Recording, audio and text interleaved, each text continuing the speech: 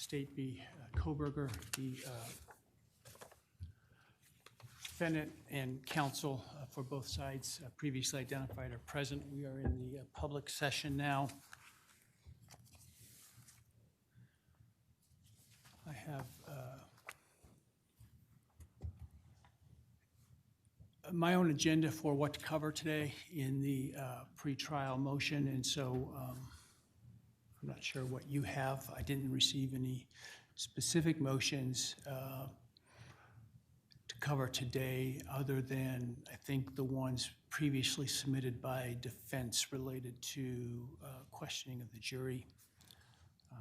As I indicated, I don't intend to discuss in the public forum what specific questions would be asked of potential jurors, because I think that inhibits the ability to get frank and unprepared answers from potential jurors. And so we may have to cover part of that in a session at the end of the day. I think we can talk about it generally without discussing the specifics, but if we need to go there, that's what we will do. Apart from that issue, as what I intend to do is kind of break down the trial process through stages, and as you have issues or questions about whether how to handle something or how the court handles something, that's your opportunity to ask as it relates to that phase of the case. And we'll just sort of proceed in that fashion.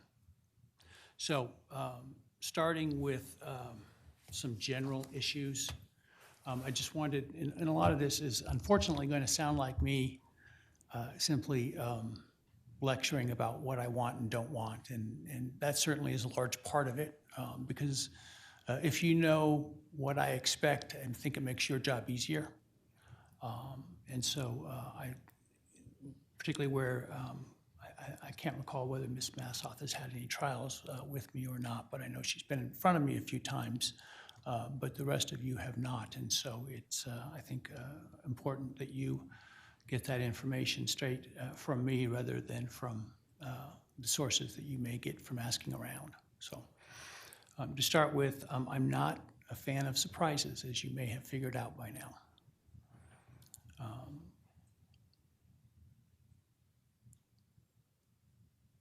I want to know in advance, as far as possible, when there are issues that need to be addressed. That includes evidentiary issues. So if you know that you're going to object to some line of evidence, or you anticipate that there's going to be objections to a line of evidence, I don't want to wait until that is offered in the middle of trial for a couple reasons. One, I don't have the opportunity to look at the issue to the degree that I would want to in order to give you the best ruling that I can. And two, it doesn't give you the opportunity to make the best case for me that you can for either excluding or overruling any objection. And perhaps even more important than all of that, from my perspective, is in what is already going to be an quite lengthy trial, it just extends it. And nothing frustrates jurors more than sitting around in the juror room doing nothing while we're in here doing something. And so that helps guard against that and minimize that amount of downtime that we may have. So we'll have periods, as I will explain to you, before court each day and after court each day, where if you are anticipating issues that are coming up, that's the time to talk about that, not in the middle of the trial itself. I did receive the parties' stipulation regarding how to handle the IGG tip, if you will. I'm fine with that proposed instruction, and so that will be given.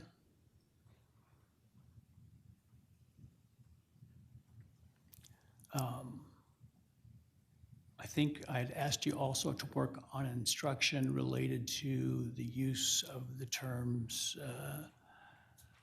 surrounding touch DNA and other variations about that in the event that I decide to correct somebody about the use of that term. As I said, with respect to the professionals in the DNA community itself, I'm not going to prohibit it in the sense that, you know, I'm going to sustain an objection. What I would likely do is to clarify with the jury, if the parties want me to, about that being simply a convenient title and not meaning to imply an actual source of or method of the DNA being present. And so if you haven't worked on that, please do so to get me an instruction you both can live with. Otherwise, I'll end up drafting one myself, and perhaps neither of you want to live with it. So,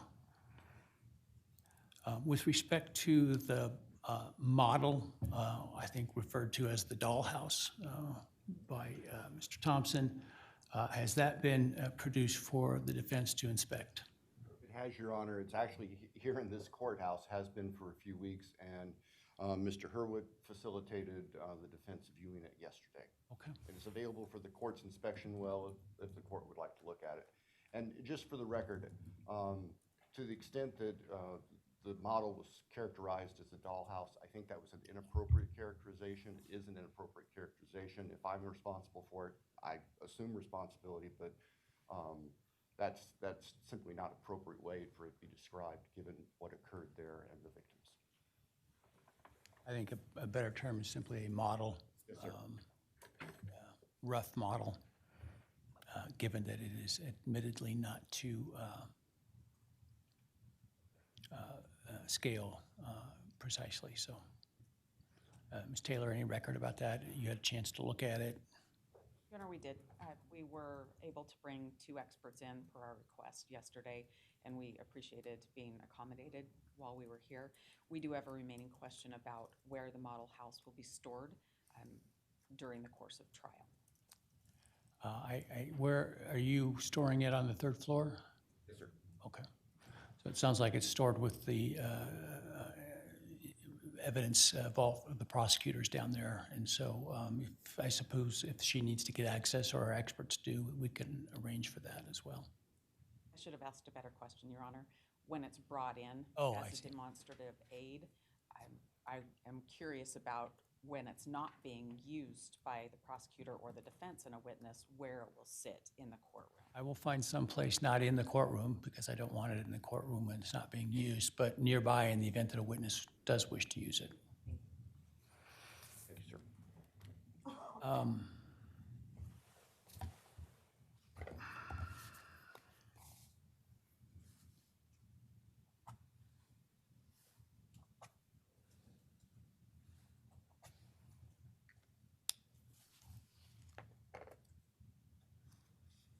The other thing that I would point out, as it sounds like you've been, at least to some degree, working together, and I appreciate that.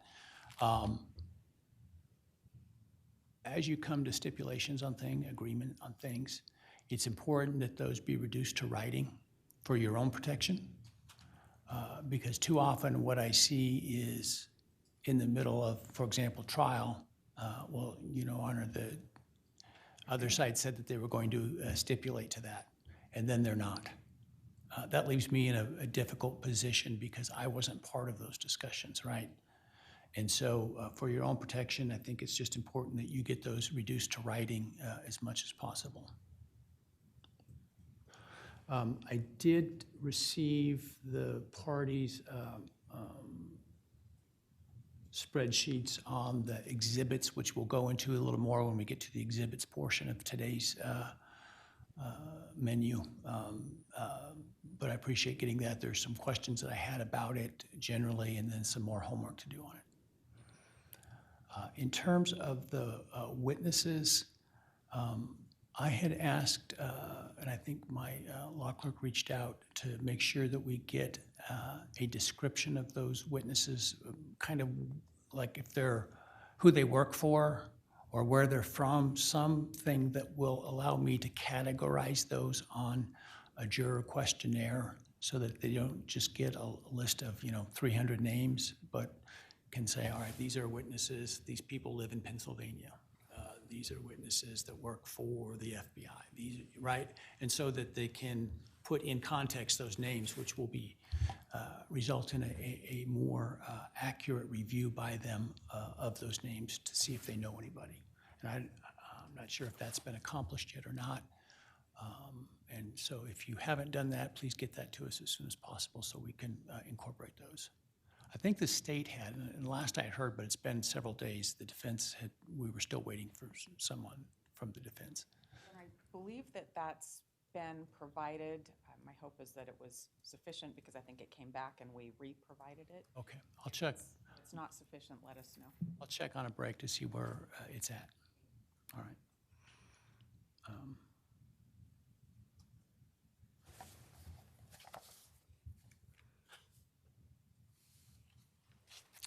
So I did, as I indicated this morning, receive the defense's proffer regarding alternate perpetrators. That will be sealed per request, I'm assuming per stipulation. And I want some additional information. What I'd like is by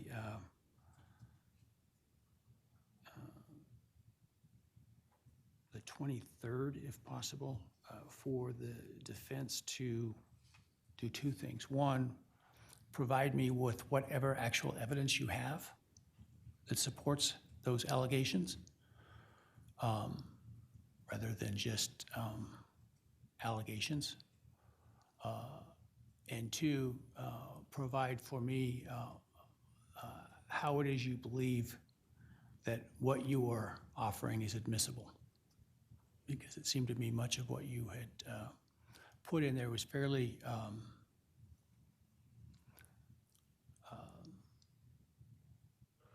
potentially fairly objectionable in terms of admissibility. So I would like to see that. And then I would have the state respond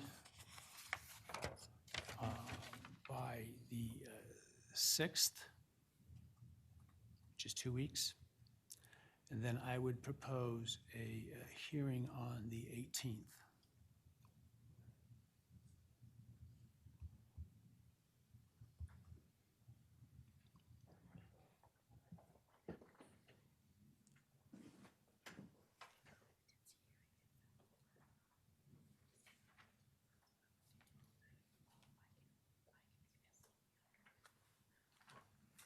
Your Honor, on June 18th, Ms. Massouth has a conflict in the morning, but we could do an afternoon hearing on that day.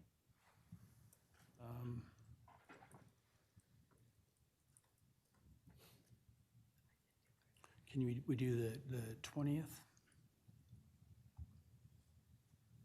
The 19th is a holiday, and the court is closed.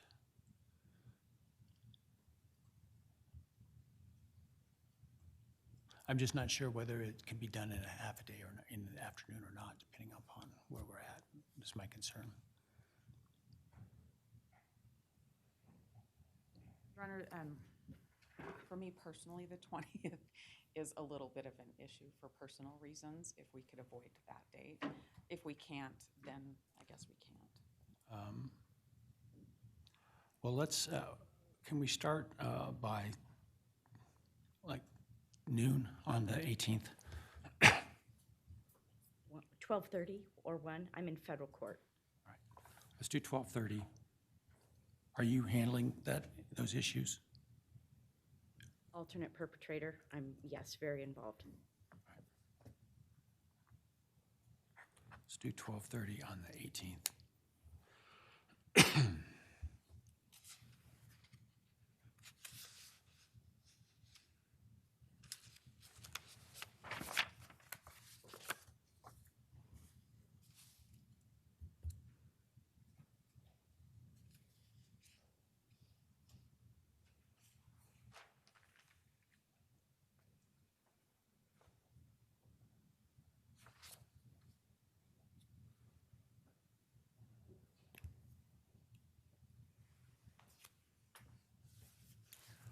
All right, next I want to go to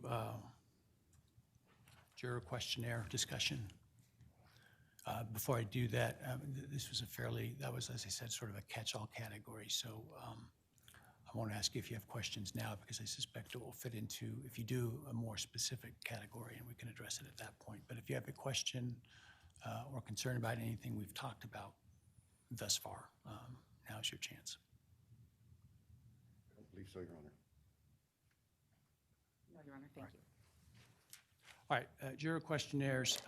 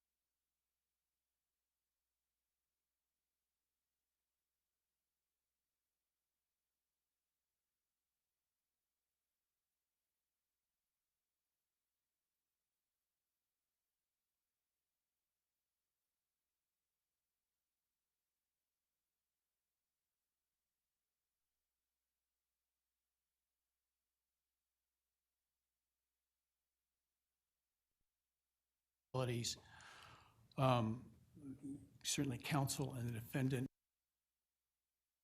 proceeding have the right to be present, but when the questionnaires are administered, but I suggested to you that perhaps your time is better spent in reviewing the questionnaires than watching people fill them out. The process will be such that as we bring groups in to fill those out, those will immediately be scanned and then provided to counsel on a shared drive.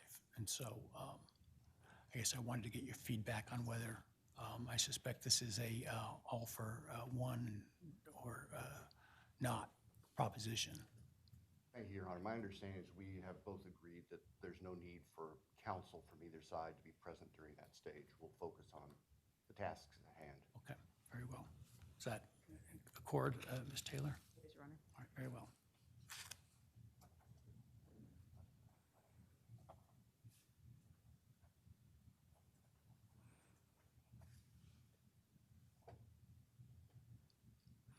So as I indicated, you'll be given access via shared drive. You can do two things. One, you could save those over to a copy over to a drive in which you can make edits, or you can print and make hand edits, or you can just keep track by notebook and juror number. If you want to do the printed version, you'll need to bring your own printer and supplies in order to print those off from your war rooms.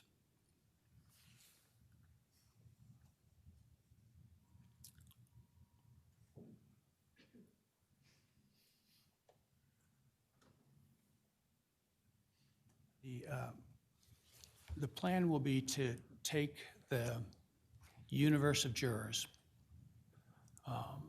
who are summoned and then scramble them randomly and assign them what we call a scramble number, 1 through 10,000. And then we will bring them in to fill out the questionnaires beginning with 1. So that the questionnaires that you receive first will be the jurors most likely to be in the line of fire, so to speak. Because once we have enough jurors, we'll stop. So that's the plan. Anybody have any concern with that?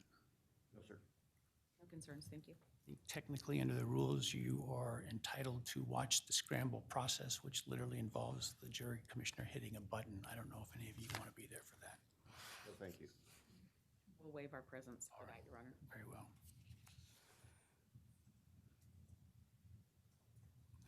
I do want to stress the security and confidentiality of the juror questionnaires. As I'm sure you're aware, pursuant to Criminal Rule 23, those are extraordinarily confidential. The copies that you receive will be, we'll maintain a copy, obviously, for appellate purposes, but the copies you receive will be returned. The defendants, they're supposed to be essentially attorney's eyes only. I'm fine if you both agree to allow an investigator to see so that they can be doing, whatever online investigation they feel appropriate as you go along. Doing that, in terms of the defendant, his access has to be with attorneys present.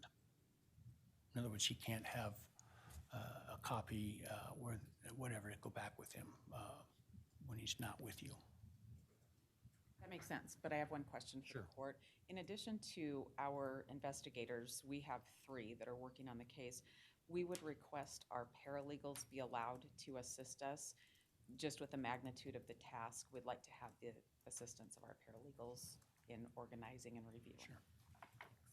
And likewise, Judge, we would hope to use our administrative assistants in the process, and they are part of our staff. Sure, and by court and bar rules, you're responsible for their conduct, and so you'll need to make sure they understand the confidentiality of those questionnaires, and it's really your ticket on the line for their behavior. So that's fine. But I do want to stress that confidentiality because it is part of what I'm giving the jurors on the instructions, is letting them know that there's a very limited number of eyes that will review this and that the public never will. So.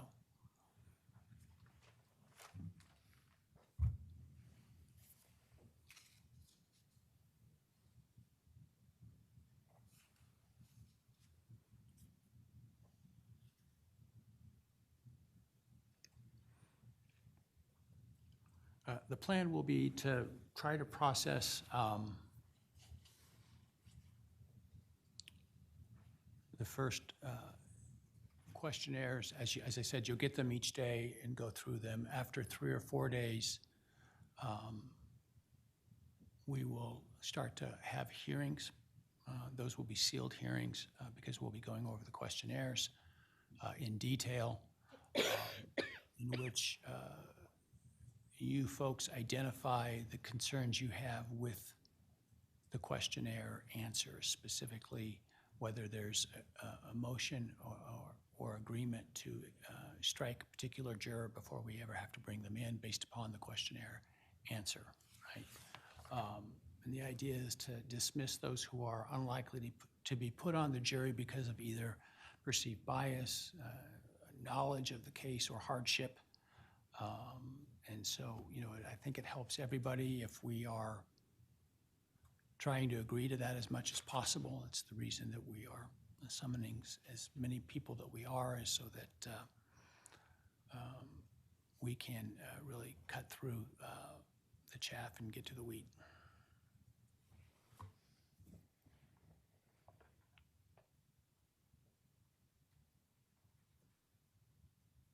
Any questions about the juror questionnaire process? Sir.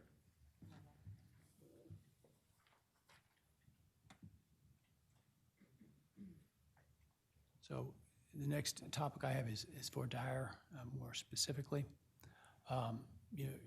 Traditionally, the way, as you know, voir dire works in Idaho is the court first does its voir dire, touching on some essentially statutory kinds of bias or knowledge. And then counsel is given that opportunity.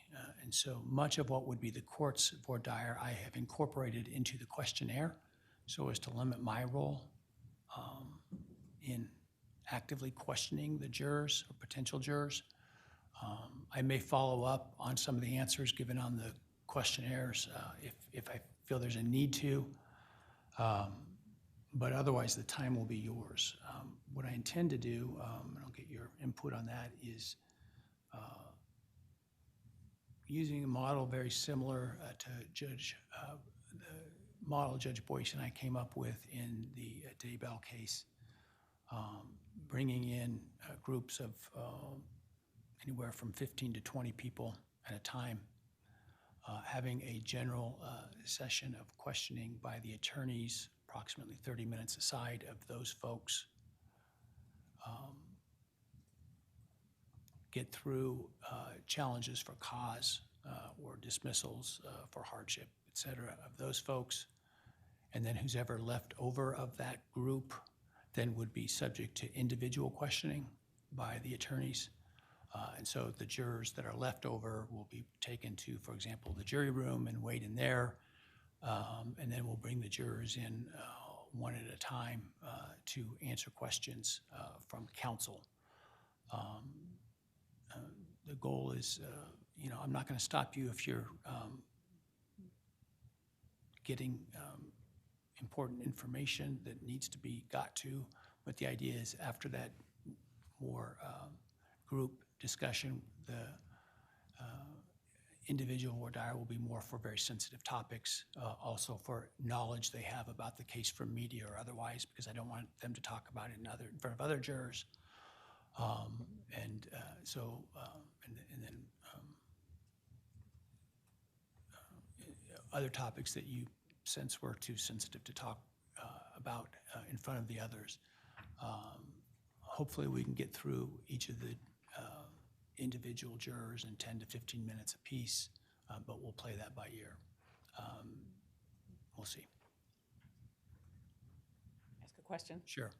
So the 10 to 16 people in the general session, is that going to be the court's few questions and then each counsel has general questions? And just to make sure I understand, then whoever's left from there, we pull in and then we talk about case-specific information, the media items? Media items, correct. Okay.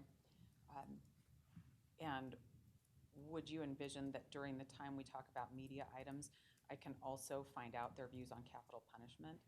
Yeah, it may be that you are able to talk about that with the larger group to a degree. There may be some who appear sensitive to that and prefer to talk about it outside, and we kind of play it by ear. So it's not a subject I'm going to forbid from being discussed in front of the larger group. And you'll have limited time with the individual. So, you need to balance how you're going to use that time. We may have to see how it plays out, Your Honor, but in my view, talking about the views on capital punishment is fine in a bigger group.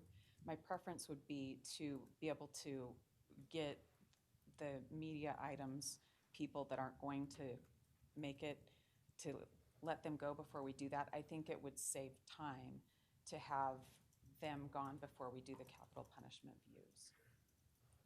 If we know they're not coming, they're not going to stay because of media coverage and those kind of beliefs and views, it makes more sense to have them go before we start talking about something else. My concern is the amount of time and that the media coverage items might find their way into a discussion of capital punishment.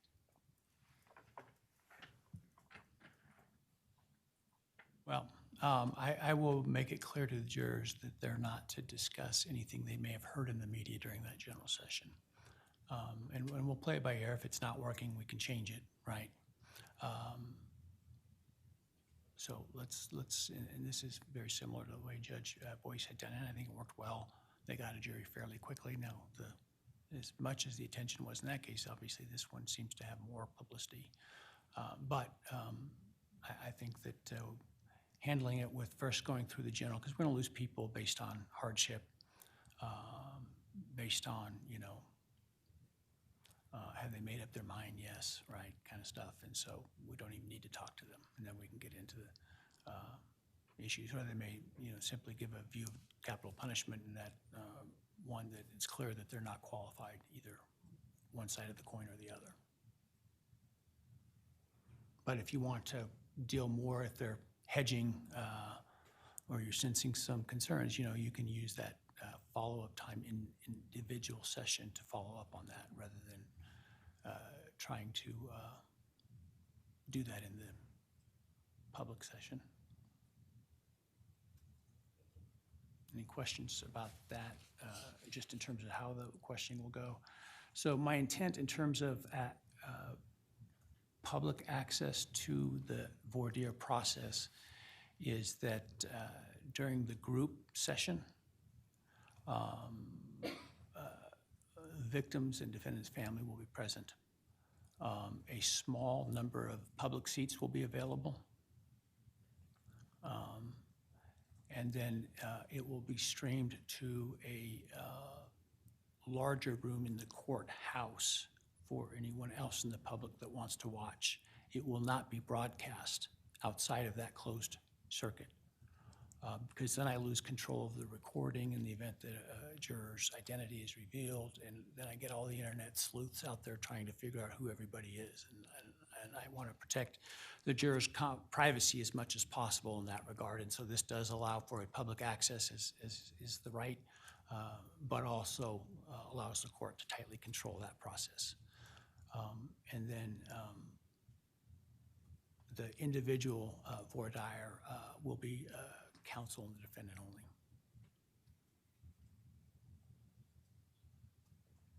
And there'll be no stream.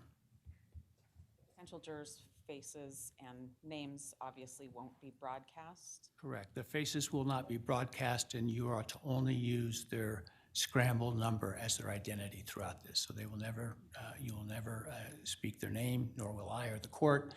It'll only be by that scramble number, and the camera view will not show their faces. The juror number by which we'll name them, will that be on them, or does this court use paddles so that their numbers can be held up when we want They'll to have a excerpt? laminated paper, like 8x10 paper that has cardstock laminated that has the number on it. Thank you. And it'll be the scramble number, not their original reporting number.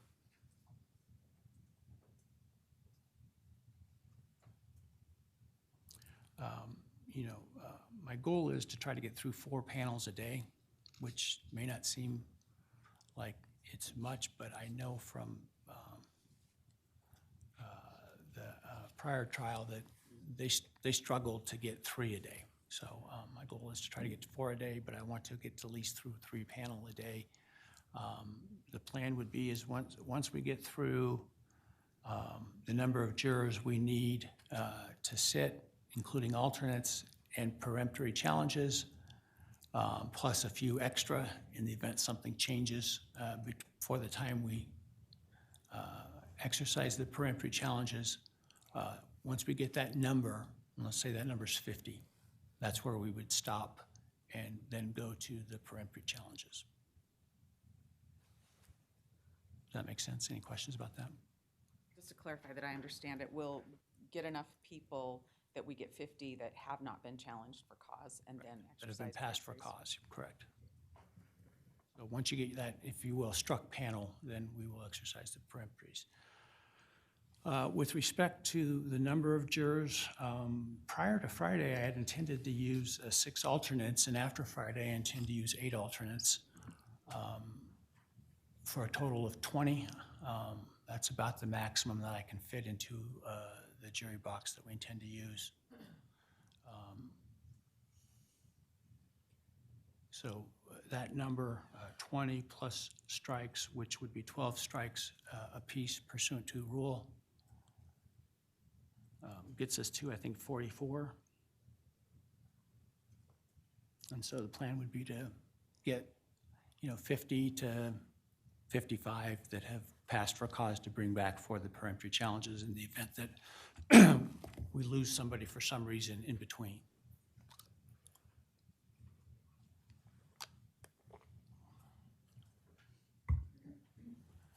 Any questions about that process? Okay.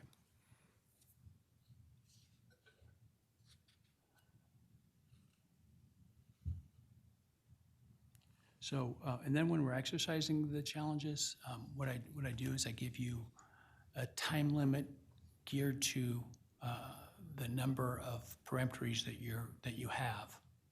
So here, for example, you have 12 peremptories, give you each 30 minutes to exercise those. It's a chess clock. So while the paper is with you, your clock is running. And once you hand it to the bailiff, it stops running and the other side starts running. Once you reach your 30 minutes, absent some showing of something happened outside your control, then your peremptories are over.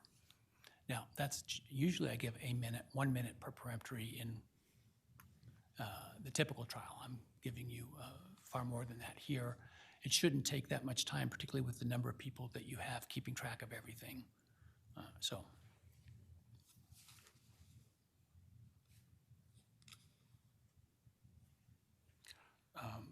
If you both pass on a round, or let's say the defense passes at the end of round 4, and then the state passes at the beginning of round 5, that ends the use of peremptory challenges, because you both have said to me, by passing consecutively, there's nobody that you want to strike.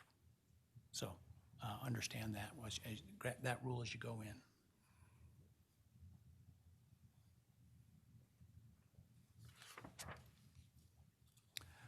After the panel is selected, the jurors and the alternates, which the alternates won't be determined until deliberations, when by lottery, who's ever left will be determined to be the jurors, and the alternates, those who are drawn by lottery to be an alternate.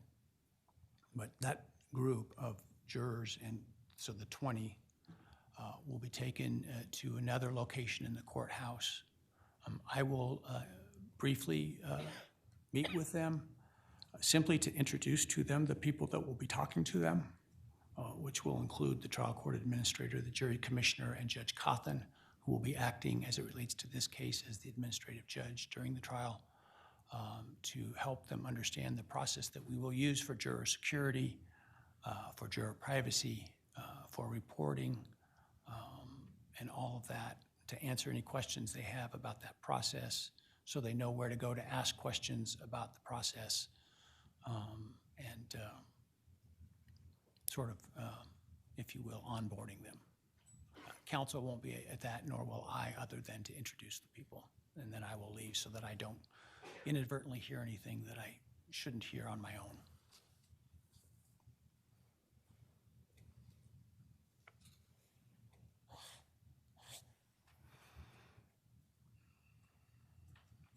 I want to stress the importance of no contact with the jurors in any way by you, your staff, your witnesses, anybody affiliated with the case.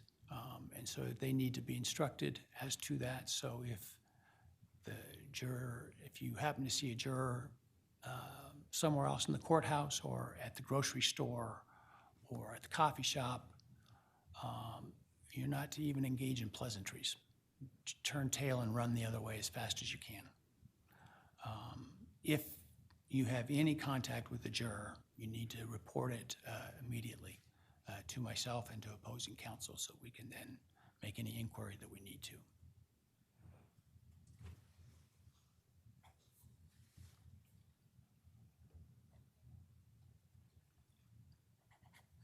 I issued yesterday an order in this case regarding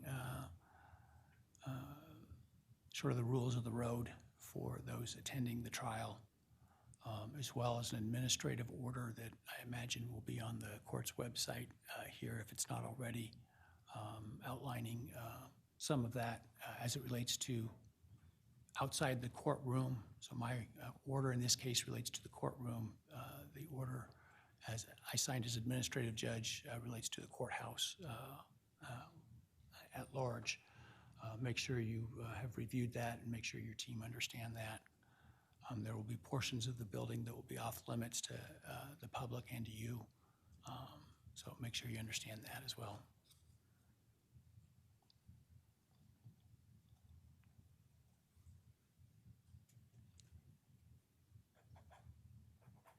I think I told you when you were here to look at the facilities, it's important that we know where it is you intend to stay as soon as possible, as well as any witnesses you put up, et cetera, so that to the extent that we ultimately may need to sequester jurors, which once it goes to deliberation, we will have to at a minimum, that we steer you away from whatever series of hotels that we've reserved as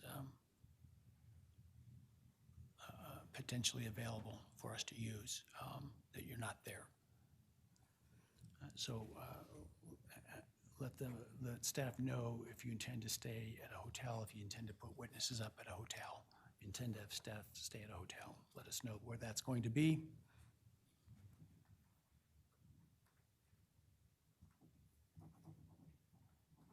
You will each be assigned a conference room outside the courtroom, and you'll be given a key to it that you may lock each day, that nobody, including janitorial staff, will have access to, where you can keep your papers and files if you'd like, or other materials, and use to meet with witnesses, et cetera, as we go along.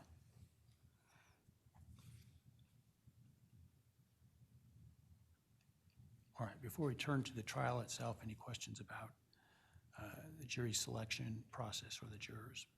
No, sir. No questions, thank you. So the trial itself, the plan is to go from Monday through Friday with the session with the jury beginning at 8:45 each morning and ending at 3:30. Once we hit a sequestered phase, whether that be, for example, in a penalty phase or earlier in the case, should it become necessary, I will likely extend the hours of the trial to fill up the jurors' days. Part of the reason to give some time at the end of the day is so that they can do the errands of life that they need to do. But if we are hosting them, so to speak, we don't have to worry about that, and I'm sure they'd rather have their day taken up moving forward on the case. So that is the general plan. Counsel and the defendant dressed, ready to go at 8:15 each morning.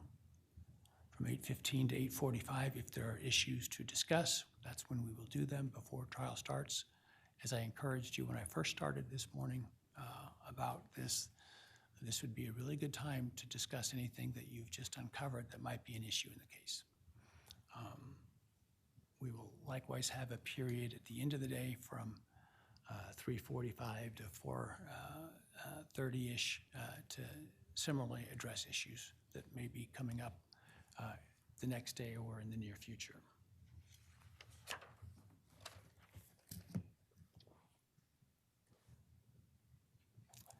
At this time, I do not intend to have trial on October 2nd and 3rd.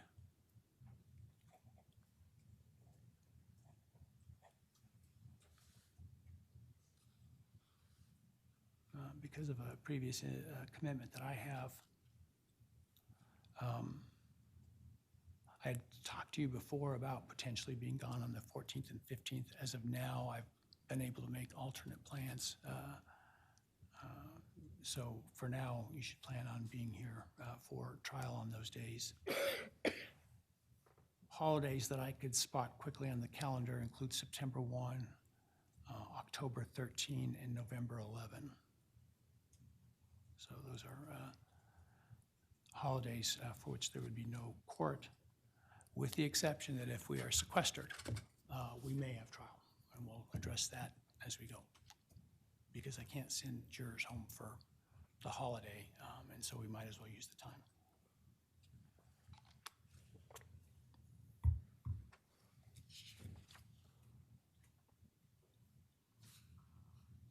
Any questions about that trial schedule? Okay. All right, in terms of special needs that you may have for trial, I'm assuming there's no need for us to have interpreters for any witnesses? No, sir. And then technology needs, be sure that you make sure whatever technology you intend to use works in the courtroom in which we will be. The best way to do that is to contact Ms. Barrios, the trial court administrator, and reserve a time to come down and try it out. I also suggest that you use on your team somebody that is far more technologically savvy than certainly I would have been in your shoes. Perhaps you are, but it's important to have your own IT kind of person there to deal with any issues that may come up. If you have litigation presentation software and it's not working, you might get a short recess of a few minutes to work it out, but if it's after that, we're just going to move forward and you'll have to figure out something else to use. So it would behoove you to have staff there that can deal with that. Likewise, in the event that something comes up last minute and there's a need to redact some portion of audio or video or other presentation, that you have somebody there that can do so quickly and knows how to do so quickly. And I would encourage you to plan ahead to have alternate versions of such things so that if there is a concern that's unresolved going into it, you have version A and version B you can use depending upon what the outcome of that may be.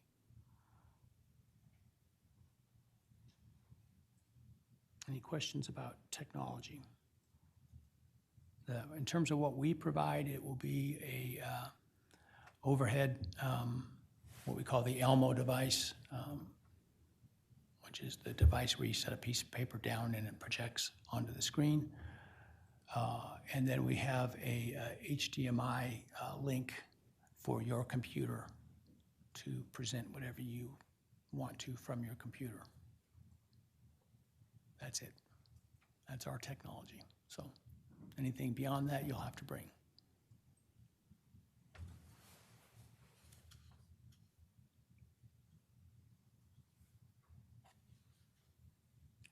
All right. Let's talk about seating in the courtroom, counsel table, and the trial broadcast. Each side, I think when we toured the courtroom, each side will have two counsel table kind of put together, which should give you, depending on how closely you want to sit together, anywhere from 4 to 5, maybe 6 seats at that table to use how you wish for yourself and your staff, and in the defense's case, the defendant. As I also indicated, I would provide a small table behind defense because they're not really as close to the bar as the state would be. A table behind you where you can have staff, 2 to 3 staff members. The state will have some room behind the bar, directly behind them for its staff. What I need from you are numbers. Understanding the space that you have in the well. How many seats do you need?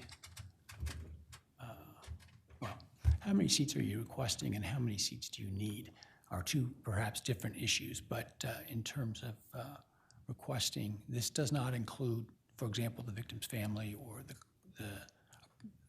defendant's family, but for staff. So apart from the 2 or 3 seats behind you, I'm assuming that's enough for you? For the state, likewise, 3 seats, 4 seats? We should be able to make that work, Judge.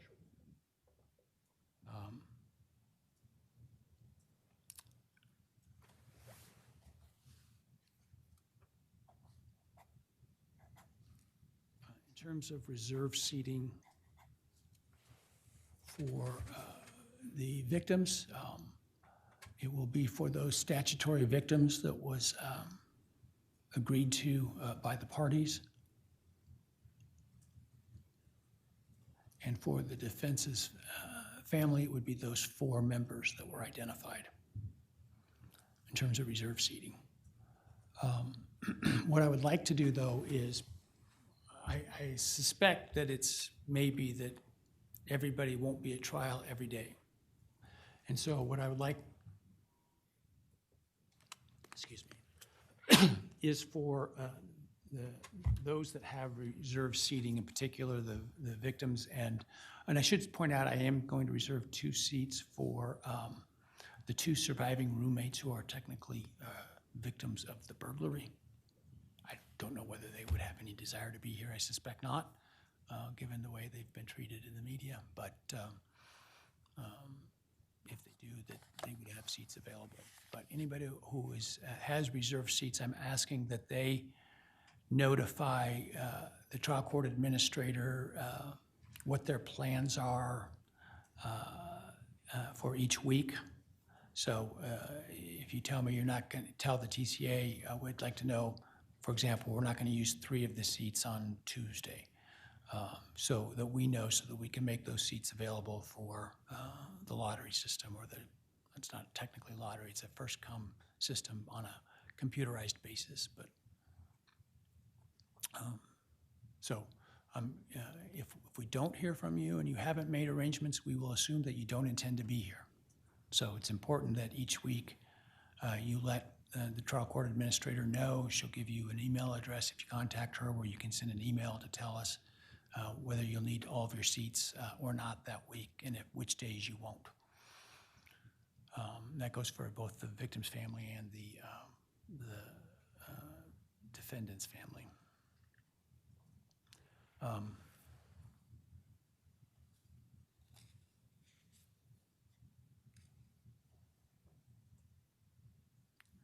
Right now, the plan is, and this is subject to change, to have a reserved seating, I don't want to say reserved seat, a seat selection process by which people can go to a website each day and at a certain time, and it's kind of like buying concert tickets, indicate a desire to have a seat, and the first X number that are available that get through will have a seat. It will be necessary to bring identification to show that you are who you are, or are who you say you are, to get into the courtroom. Again, that may be subject to change. I think the intent is for Judge Cawthon to have a town hall meeting with media in June at a date to be determined later, to go over sort of what that process looks like, so so the media is aware, and so that then it gets publicized to the general public that would want to be here. My intent at this point is to allow a stream of the trial proceedings controlled by the court to be run on the court's, where, if anybody's watching today, where it would be today, on the court's broadcast page. The views will include counsel table, the podium, the witness stand, and the bench. There will be no production of the video, meaning there'll be no close-ups and zoom-ins and zoom-outs and things of that nature. It'll be the static views.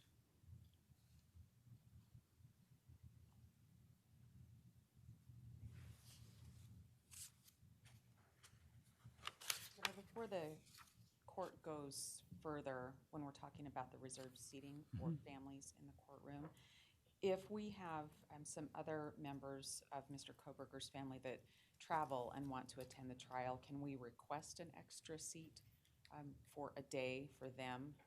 Yeah, we probably be able to accommodate a few days here and there, but seating's going to be very limited, right? And so I don't want to extend that beyond the immediate family as a general rule, but if there's a specific day or two where there are going to be a couple other folks in town, talk to the trial court administrator, and she'll see what she can do.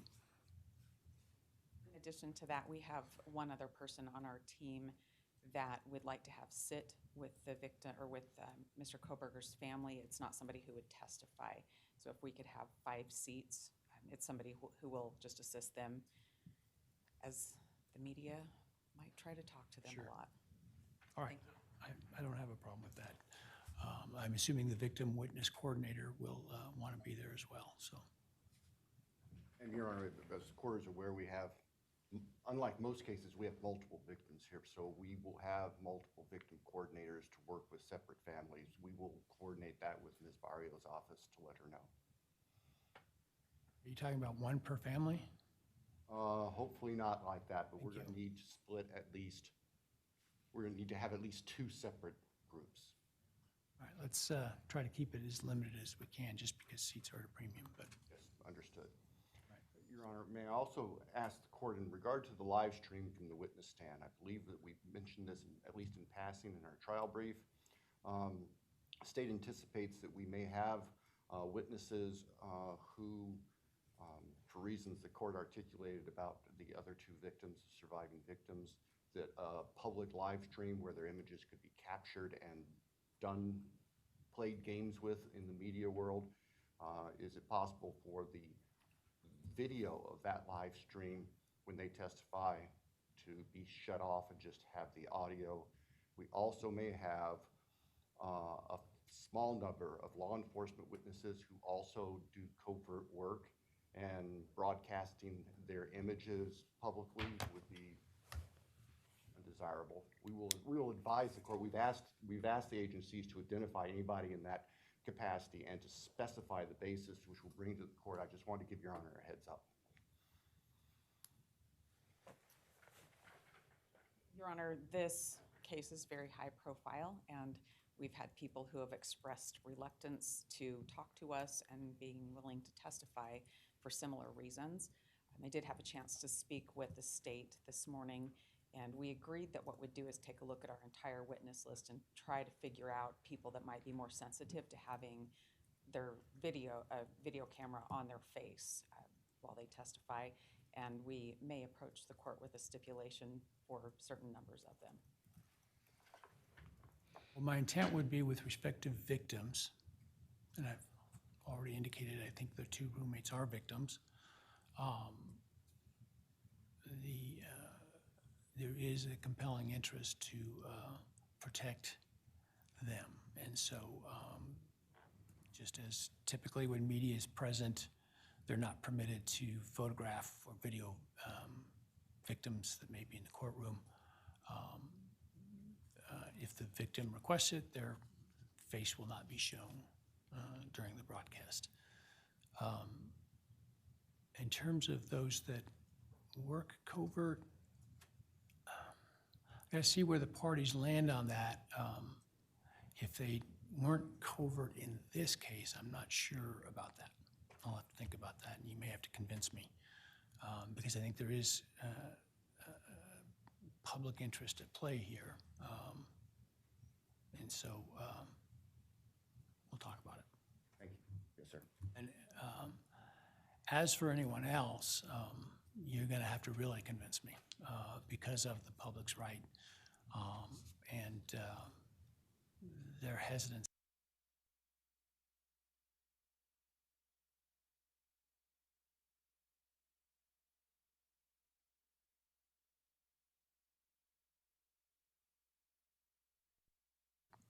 People that may have a line of work that is undercover if they weren't undercover in this case. So other folks who may be shy, probably I'm going to have to weigh heavily the public interest there. Your Honor, I wonder if the same could be accomplished with a room where there could be a feed for certain bits of testimony to a larger group. I mean, it's still a public open courthouse, and live streaming something that gets captured for millions of viewers that lives on for a very long time might be different. And I can work with the state and then give the court a little bit more on that, but off the top of my head, that's what I'm thinking. It's going to have to be a very compelling reason to do it. So aside from victims,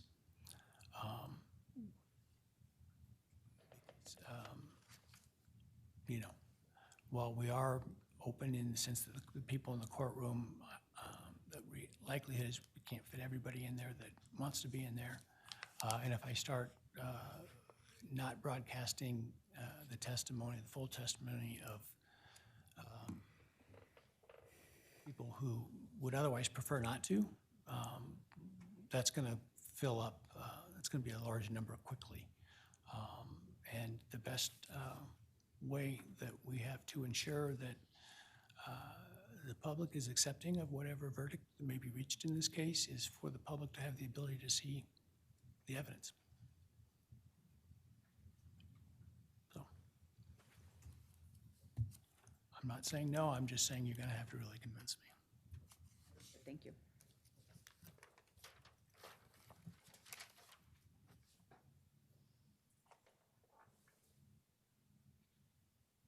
All right, any questions about either the seating or broadcasting besides what we've talked about? No, sir.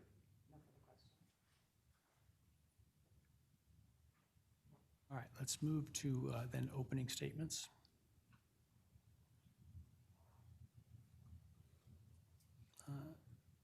Let me start with what you've probably figured out by now. I am not tolerant of argument during opening statement. So if somebody is arguing and there is an objection, it will be sustained. Please don't do it.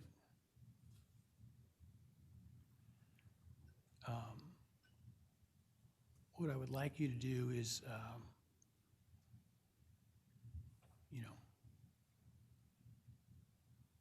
by about the time that we're meeting again to select jurors, let me know what you estimate the time you need for your opening is. I will then look at that request and give you a time allotment based on consideration of that request. Each side will be given the same amount of time, and then I will hold you to it.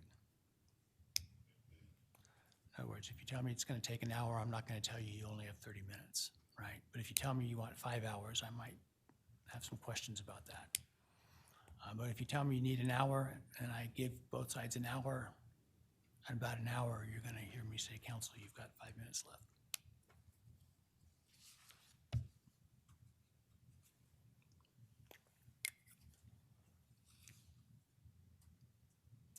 Use of exhibits or potential exhibits during opening statement. Because exhibits are not pre-admitted, even if stipulated to, there has to be an agreement to show the exhibit during the opening. Hopefully you both work together knowing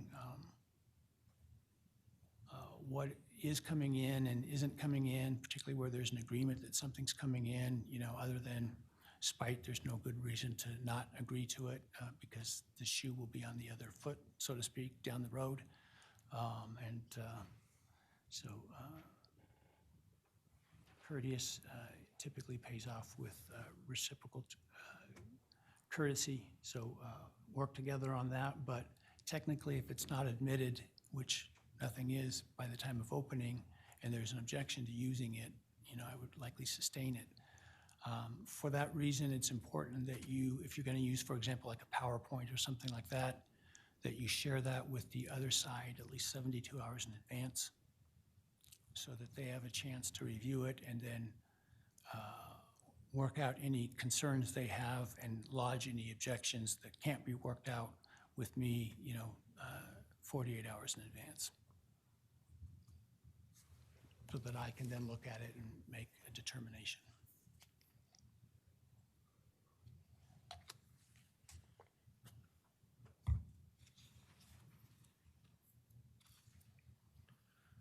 If I haven't given you a ruling by that time and you're coming into openings without yet having a ruling, I suggest you have more than one version ready to go.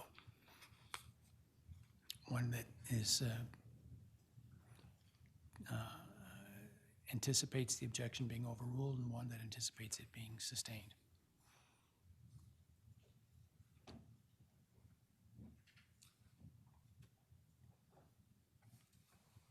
Let let me reiterate again, please do not argue during opening statements or in voir dire, I should mention as well.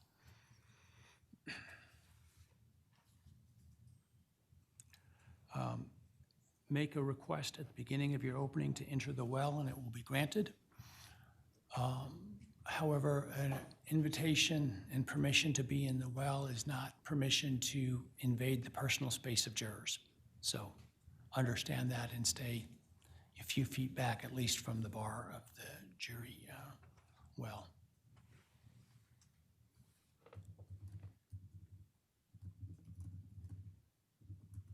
If you are going to use a PowerPoint or some other presentation, you need to choose at the beginning of your presentation whether you want the lights on or off, and they will remain that way throughout your opening rather than turning them on and off again.